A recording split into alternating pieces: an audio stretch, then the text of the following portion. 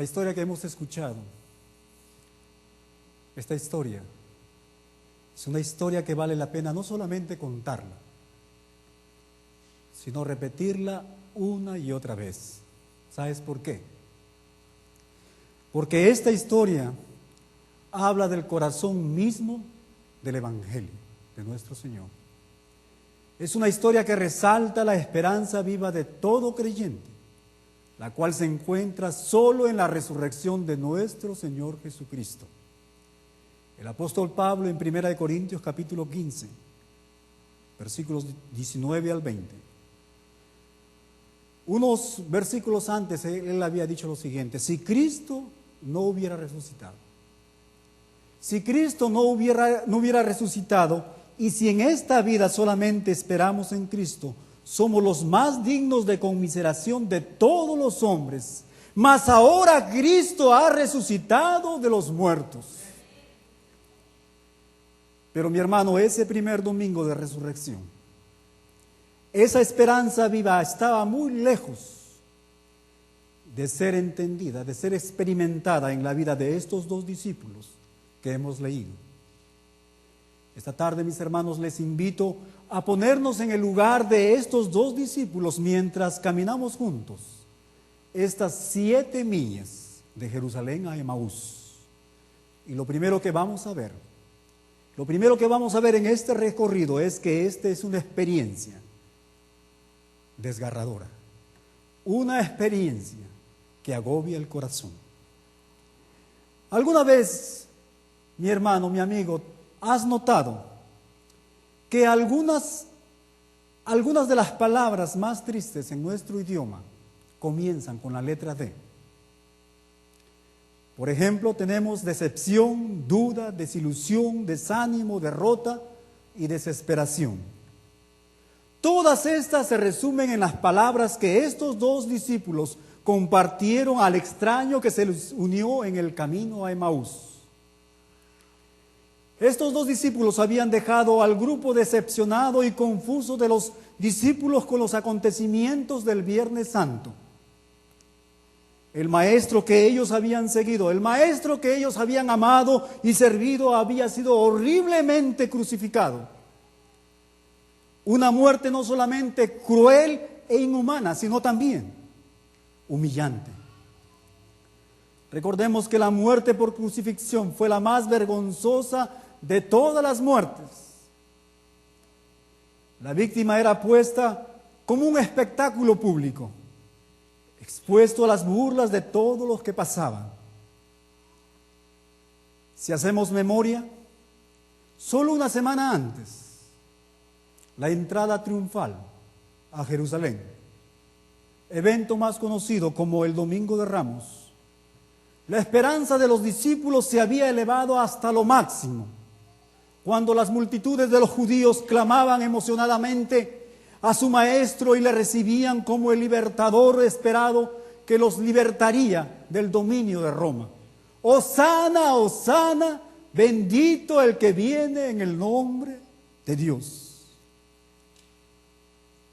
Pero ahora el maestro se encontraba muerto en una tumba fría y oscura. Sus esperanzas se desvanecieron. El sueño de estos hombres había terminado. Este grupo de discípulos se quedaron sin líder y se caía a pedazos, con 2 de ellos derrotados, como decimos nosotros, con el rabo entre las piernas y de camino a casa. Las noticias de la tumba de Cristo, las noticias que la tumba del Señor estaba vacía, de nada ayudó. No cambió su parecer, solo agregó más confusión. El mundo a estos discípulos se les había caído. La vida ya no tenía sentido. Mira lo que el versículo 21, Lucas capítulo 24, en el versículo 21, mira cómo los discípulos resumen lo que ellos estaban viviendo, lo que había sucedido.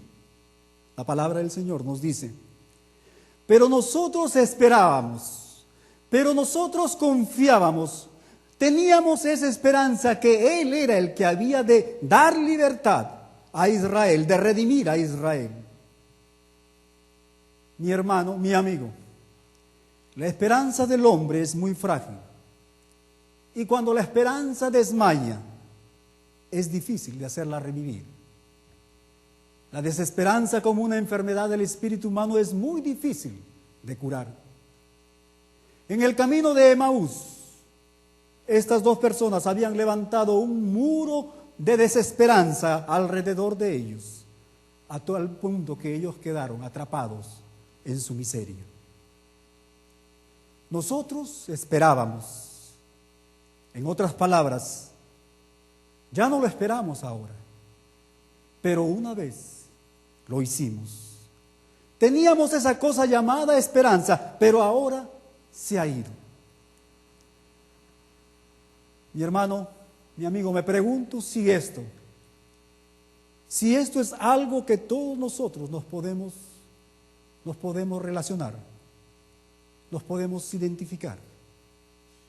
Yo creo que muchos de los que estamos aquí hemos pasado por momentos como estos. Cuando ves que lo que tú esperas, cuando ves lo que tú anhelas con todo tu corazón, no resulta como te lo imaginaste, entonces nos desanimamos y la desesperanza toma su lugar. Quizás has estado orando por muchos años por tu hijo, por tu hija, por tu esposa, por el esposo, quizás por tu salud, quizás por tu trabajo, por cualquier problema o circunstancia que has estado enfrentando. Y quizás te das cuenta que todo continúa como es, y quizás peor. En este estado muchas veces se hace imposible seguir esperando, y aún se tiene miedo a la esperanza porque hay temor de volverse a enfrentar a otra frustración, a otra decepción.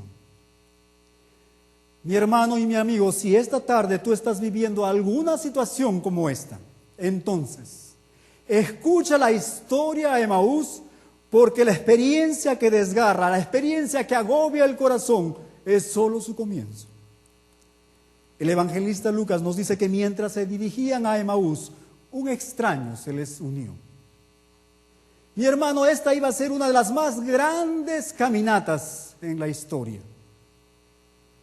Sabemos por supuesto que este extraño que se unió a estos dos discípulos era Cristo resucitado, pero por alguna razón ellos no lo reconocieron. En verdad el evangelista nos dice en el versículo 16, mas los ojos de ellos estaban velados para que no le conociesen. No fue un accidente que ellos no se dieran cuenta quién era ese hombre, ese extraño que se les había unido. No, mi hermano, no se les permitió reconocer a Jesús con un propósito. Era para que estos dos pudieran estar en la misma condición en la que tú y yo nos encontramos hoy en día. Las apariencias visuales de nuestro Señor, de Jesús, la palabra del Señor, nos dice que dejaron de ocurrir después de que Él ascendió a los cielos. Las apariencias de nuestro Señor no se han concedido a nosotros. Al igual que estos dos en el camino a Emaús, nosotros hoy en día tenemos que confiar en el testimonio de otras personas que Jesús ha resucitado de entre los muertos. Tenemos que confiar, tenemos que tener fe en la palabra de Dios. Al igual que ellos, muchas veces no sabemos qué hacer con lo que se nos dice. Muchas veces no sabemos qué hacer con lo que escuchamos. ¿Realmente sucedió? ¿Qué es lo que realmente pasó? ¿Cómo pudo haber sucedido? Mi hermano, tenemos que creer por fe. Tenemos que creer en la palabra de nuestro Dios. El extraño les preguntó en el versículo 17, ¿qué pláticas son estas que tenéis entre vosotros mientras camináis? ¿Y por qué estáis tristes? Y es así como estos dos discípulos contaron su triste historia a quien parecía estar dispuesto a escucharlos. Mi hermano, cuán amable, cuán compasivo es nuestro Señor, ¿verdad? Él bien pudo haberlos dejado ahí en su dolor, en su confusión por la falta de fe. ¿Acaso el Señor no les había dicho, haciendo alusión a su muerte y su resurrección, que si el grano de trigo no cae en la tierra y muere, queda solo? Pero si muere, lleva mucho fruto. ¿Acaso Él no les había dicho que Él iba a derribar este templo y que en 3 días Él lo iba a reedificar? Pero no. Jesús no los reprende, sino más bien, en su infinito amor, Jesús, Él los entendió. Él recordó la fragilidad del hombre, y al conocer sus mentes confundidas por todo lo que había ocurrido, de una manera que Él solo lo sabe hacer y de una manera muy, muy gradual, Él le revela como el Cristo resucitado. La manera en que Jesús manejó, mi hermano, la situación es una lección para todos nosotros si queremos ayudar a aquellas personas que han perdido esperanza. Estas personas necesitan compañía. Estas personas necesitan un oído para escuchar en lugar de una lluvia de palabras.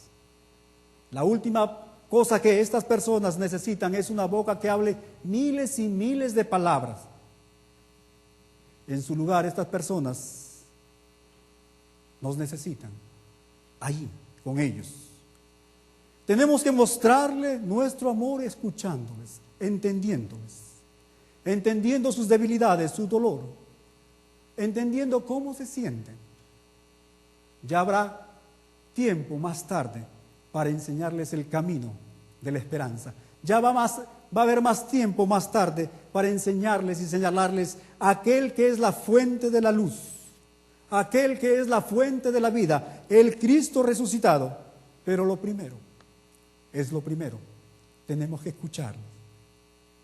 Es entonces que la experiencia desgarradora, esa experiencia que agobia el corazón, cambiará en segundo lugar a una experiencia que escudriña el corazón del hombre. Mira lo que el versículo 18 nos dice. Respondiendo uno de ellos, que se llamaba Cleofas, le dijo: ¿eres tú el único forastero en Jerusalén que no has sabido las cosas que en ella han acontecido en estos días? Pero Jesús pacientemente contesta con otra pregunta, en el versículo 19. ¿Qué cosas? Y ellos le respondieron: de Jesús Nazareno, que fue varón profeta, poderoso en obra y en palabra delante de Dios y de todo el pueblo. Estos 2 discípulos, mis hermanos, estaban parcialmente en lo cierto. Ellos reconocieron que Jesús, que Él fue un profeta poderoso en obra, palabra, ante Dios y todo el pueblo. Pero hay algo muy interesante aquí en este versículo que quisiera traerlos para que pongamos atención. Y es aquí el uso del tiempo, el tiempo en el pasado. Ellos dicen: Jesús que fue un profeta. Lo que implica firmemente que Jesús para ellos, mi hermano, ya no tenía relevancia, ya no tenía significado para el presente de sus vidas. La experiencia de Jesús en sus vidas estaba en el pasado y ahora ellos se encontraban solos. La cruz les había quitado a su maestro. La cruz no tenía sentido para ellos. La cruz era solo un símbolo de dolor, de confusión y de desesperanza. Muchos de los que estamos aquí, en muchas oportunidades quizás hemos escuchado de testimonios muy emocionantes de lo que nuestro Señor Jesucristo ha hecho en nuestro pasado. Pero ¿qué pasa con el presente? Como se dice, el pasado, es historia. Mi hermano, mi amigo, la pregunta que tengo para ti es la siguiente: ¿es Jesús tu presente? ¿Es Jesús tu gloriosa realidad? ¿Reconoces su presencia que te acompaña en tu diario vivir? Como todos nosotros sabemos, la vida tiene muchas distracciones. El trabajo, la rutina, el cansancio, los achaques de la salud. Distracciones, mi hermano, que nos llevan hacia abajo, hasta el punto que nos impiden levantar nuestros ojos, nos impiden levantar nuestra cabeza del polvo del camino en que andamos. Llegamos al punto de ignorar la gloria y el poder de la presencia de nuestro Señor en nuestras vidas. La vida pierde su sentido y nos deja drenados, nos deja exhaustos. Pero esta es la historia, mi hermano, que nos da esperanza. Y nos dice que Jesús todavía está allí, que Él es invisible, que Él es el extraño que viene a nuestro lado para caminar con nosotros, escuchándonos. Y si estamos dispuestos a escuchar, para revelarnos a nosotros. Ahora, mientras los dos discípulos hablaban de la cruz, nuestro Señor tomó el desconcierto y la tristeza de estos hombres y les dio una experiencia que tocó lo más profundo de sus corazones. ¿Cómo lo hizo? ¿Cómo hizo el Señor esto? Él les mostró en las Escrituras la revelación de sí mismo. Lucas, en el versículo 27, nos dice lo siguiente: y comenzando, dice, desde Moisés, y siguiendo por todos los profetas, les declaraba en todas las Escrituras lo que de él se decía. Sin duda, mi hermano, este fue el más grande sermón, la más grande exposición del Antiguo Testamento en toda la historia, a una congregación de solo 2 personas. Fue entonces cuando el misterio de los tipos, de las sombras y de los símbolos del Antiguo Testamento comenzaron a hacer sentido. Jesús les mostró que Él era la simiente de la mujer. Jesús les mostró que Él era la bendición de Abraham a todas las naciones, el sumo sacerdote según el orden de Melquisedec, el hombre que luchó con Jacob, el león de la tribu de Judá, la voz de la zarza ardiente, el cordero pascual, el profeta mayor que Moisés, el capitán del ejército de nuestro Dios Jehová. Él les mostró que Él era del linaje de David, un rey más grande que el mismo David. Él le mostró que Él era el Salvador sufrido del Salmos 22, la sabiduría de los profetas del rey Salomón, que Él era el siervo sufrido de Isaías capítulo 53, que Él era el Mesías príncipe de Daniel, que establecería el reino que nunca tendrá fin. Mi hermano, mi amigo, aquí estaba la prueba que demuestra que Jesús había cumplido con todo lo que se había profetizado acerca de Él a lo largo de todos los siglos. Estas profecías del Antiguo Testamento que nos hablan de su pasión y su triunfo sobre la muerte, demuestran que Él era el Mesías, que Él no era solo un profeta, sino que Él era el Mesías prometido.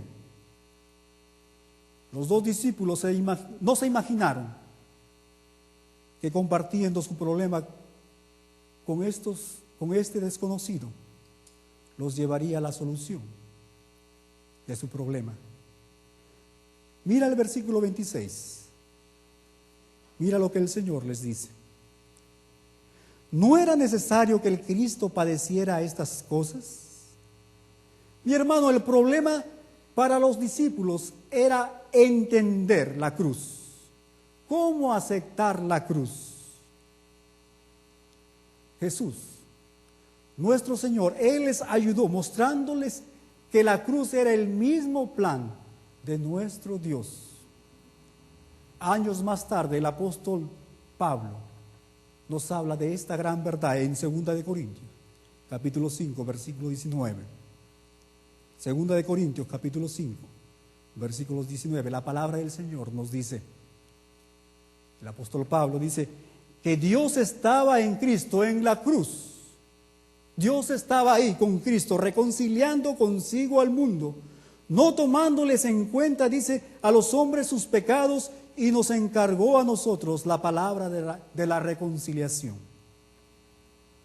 Mi hermano, la cruz de la vergüenza, la cruz de la humillación, la cruz del sufrimiento se había convertido en la cruz de la redención para todos los que vienen a Jesús arrepentidos y en fe.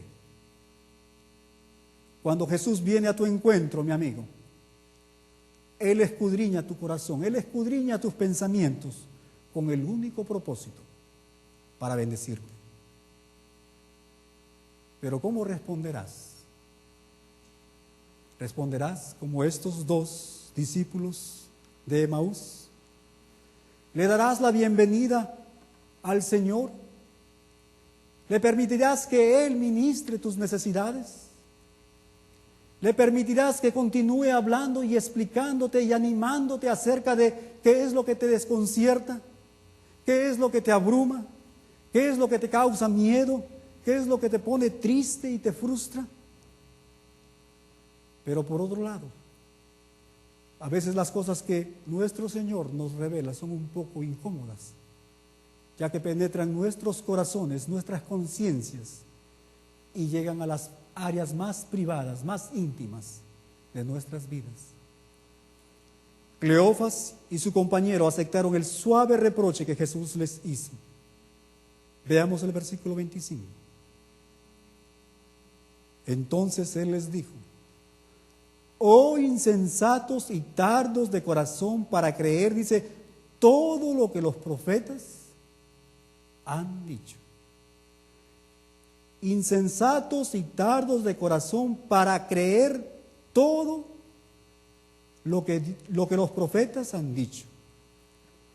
Tal vez la palabra clave en este versículo, mi hermano, es la palabra todo.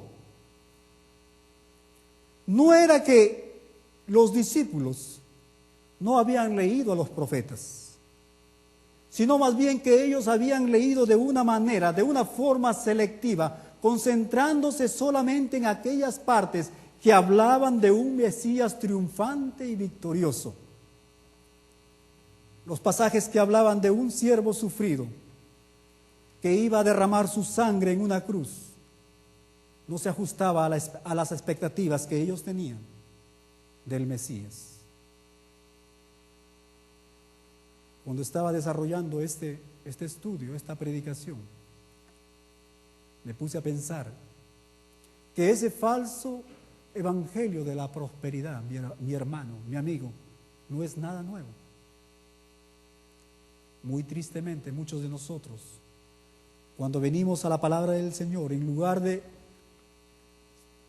estudiar y leer el completo consejo de nuestro Dios, solamente leemos esos versículos que van con lo que nosotros queremos, especialmente esas bendiciones materiales, y nos olvidamos muchas veces lo que el Señor nos dice y nos demanda, lo que cuesta ser un discípulo de nuestro Dios. De aquellas pruebas, de aquellas circunstancias que Dios pone en nuestras vidas. ¿Sabes por qué? Porque es a través de esas circunstancias que Dios quiere bendecirnos, que Dios quiere edificarnos, que Dios quiere completar nuestras vidas. Los pasajes, mis hermanos, que estos judíos leían solamente se concentraban en el Mesías que venía a librar a Israel.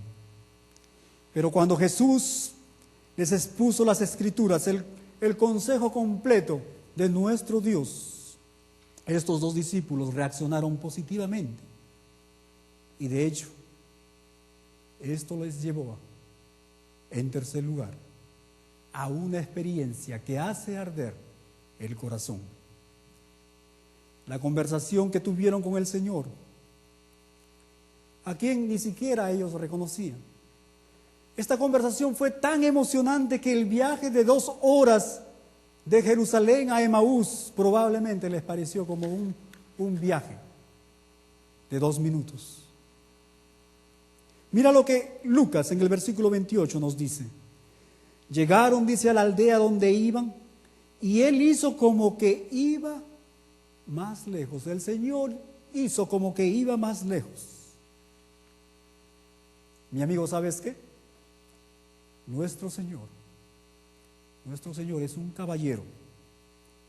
Cuando Él no es bienvenido, nuestro Señor no es un intruso, no es un impertinente.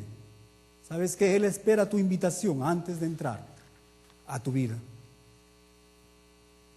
¿Sabías que Dios nos ha dado un regalo, por un lado, un regalo muy grande, pero por otro lado, un regalo muy peligroso? ¿Sabes cuál es este regalo? ¿Sabes cuál es este regalo? Muy grande por un lado, pero por el otro, muy peligroso. Es el don de libre albedrío. En otras palabras, el poder de elegir libremente. Y podemos usar este don, este regalo, para invitar a Jesús a nuestros corazones, o dejarlo afuera. Revelaciones capítulo 3, versículos 20 nos dice lo siguiente. He aquí, yo estoy a la puerta y llamo. Si alguno oye mi voz y abre la puerta, dice, entraré a él y cenaré con él y él conmigo. Hay una pintura de esta escena que nos habla de Jesús tocando una puerta que simboliza la puerta del corazón, pero que esta puerta no se puede abrir de afuera, sino solo de adentro. Es el deseo de mi corazón, mi amigo, que esta tarde, tú que estás adentro de esta puerta, puedas abrirle a la puerta de tu corazón a nuestro Señor. Esto es la verdadera situación en la historia de Emaús. Hemos leído que el Señor, Él hizo como que iba más lejos. Pero esto era una prueba para ver si los discípulos, ellos tenían más apetito por las cosas de Dios, para ver si ellos tenían un corazón sensible, para ver si ellos le daban la bienvenida al Señor. Y el versículo 29, el evangelista Lucas nos dice que estos discípulos lo hicieron de esta manera. La palabra del Señor nos dice más, ellos le obligaron a quedarse diciendo, quédate con nosotros porque se hace tarde y el día ya ha declinado. Entró pues a quedarse con ellos. Mi amigo, este es el tipo de invitación que nuestro Señor no puede rechazar, que no puede resistir. La palabra del Señor nos dice que Él entró para quedarse con ellos.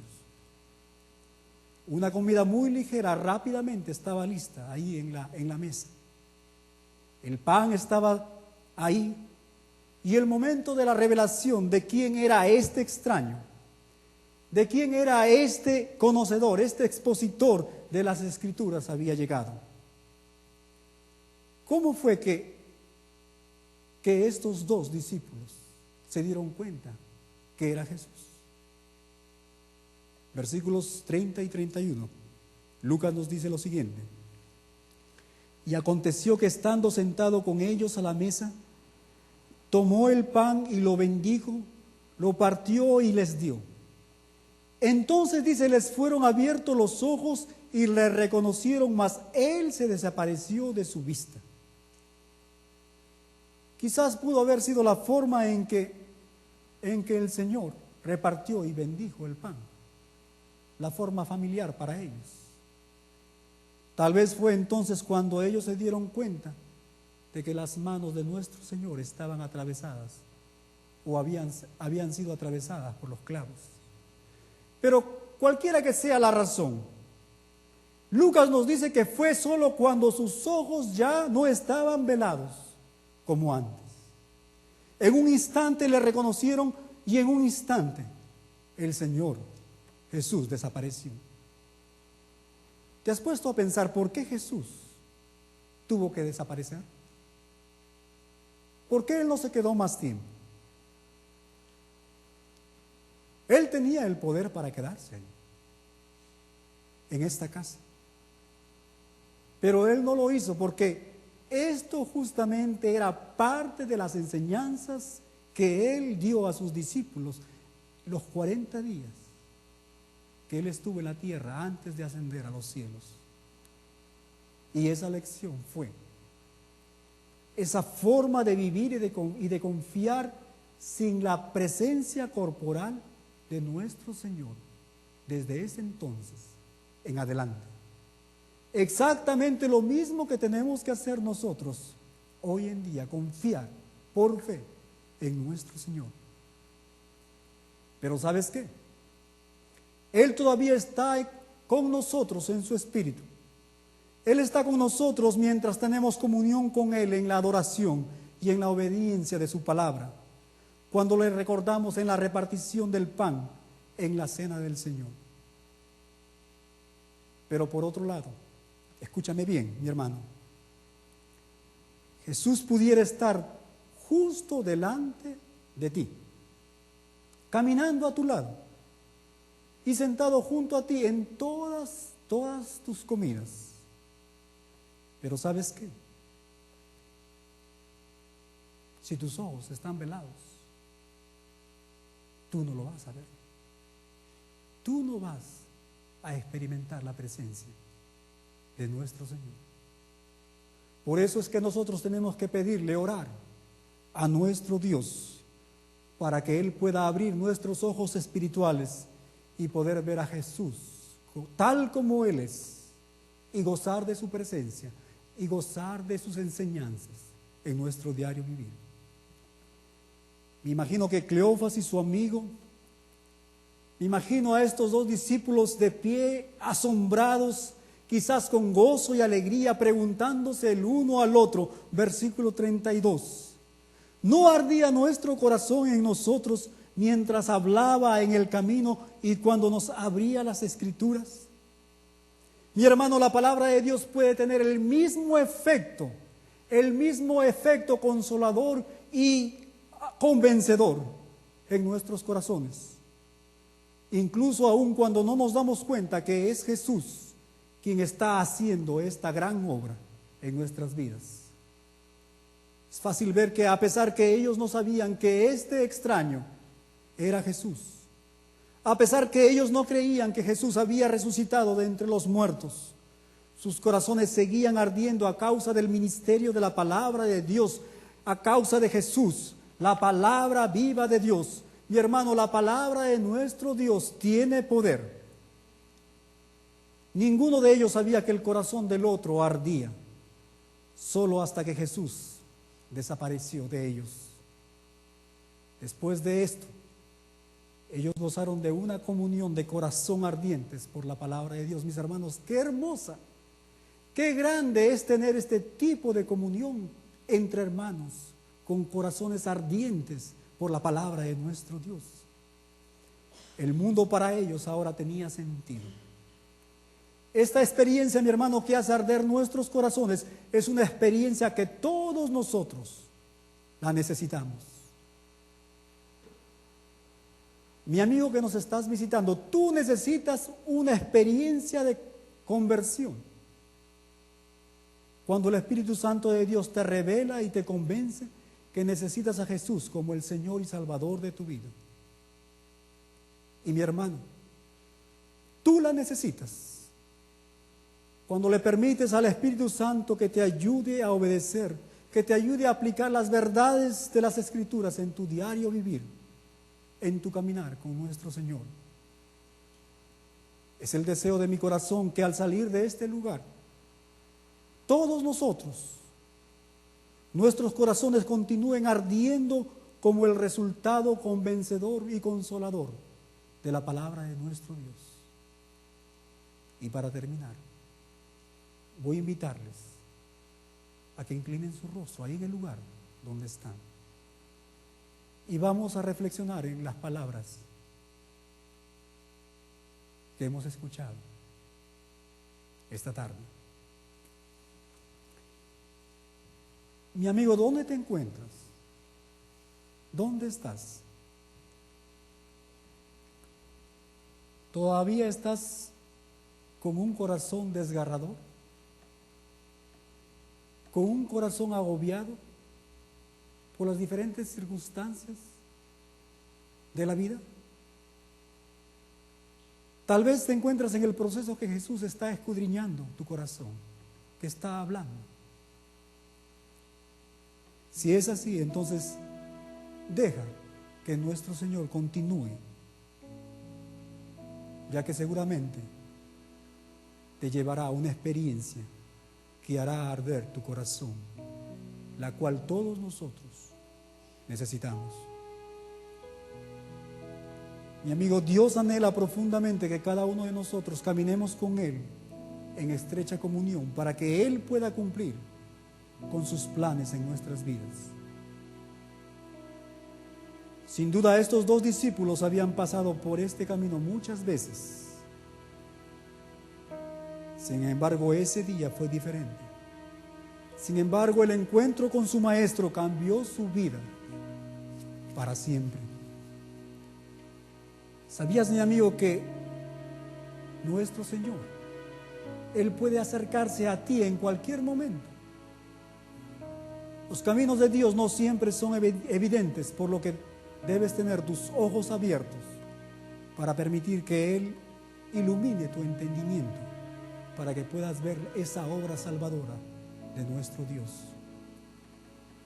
Tu vida nunca será la misma después de tu encuentro con el Cristo crucificado. Cristo murió entre los muertos. Cristo es el único que puede salvarte. Cristo es tu única esperanza, mi amigo. Los discípulos no pudieron o no hicieron mucho tiempo, nos dice Lucas, en volverse a Jerusalén para compartir las buenas nuevas. Mi hermano, es el deseo de mi corazón que esta también sea nuestra experiencia en este tiempo de la resurrección de nuestro Señor para el resto de nuestros días, que podamos salir de este lugar afuera a ese mundo, a esas personas que viven sin Cristo, y llevarles las buenas nuevas de la resurrección de nuestro Salvador. Dios bendiga su palabra. Dios bendiga la vida de cada uno de ustedes.